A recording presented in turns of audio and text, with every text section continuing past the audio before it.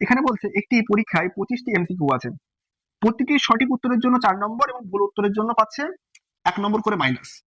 ও কত পেয়েছে? 74 পেয়েছে। 74 পেয়েছে।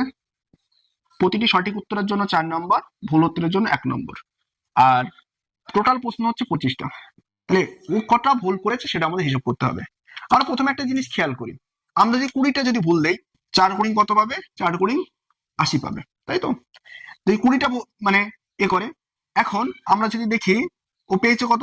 74। 74 মানে 20 আছে 26, মানে 6 একদম পুরো 6টা, তাহলে আমাদের কোশ্চেনটা বেশি হয়ে যাচ্ছে।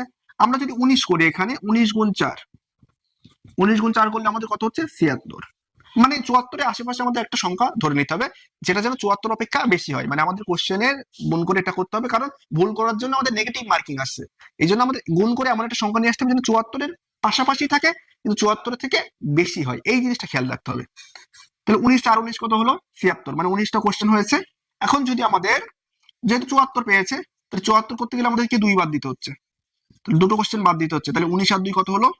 21 হলো। মোট কোশ্চেন ছিল কটা? 25টা। 25টা কোশ্চেনের মধ্যে সে 21টা কোশ্চেনের অ্যান্সার করেছে, তার মধ্যে 19টা কোশ্চেন ঠিক করেছে, দুটো কোশ্চেন ভুল করেছে। এই জন্য সে পেয়েছে কত? 74টা। এবং সে কোশ্চেনের করেনি কটা? সে অ্যান্সার করেনি 4টি কোশ্চেনের। তাহলে আমাদের উত্তর হবে কত? 4। আচ্ছা,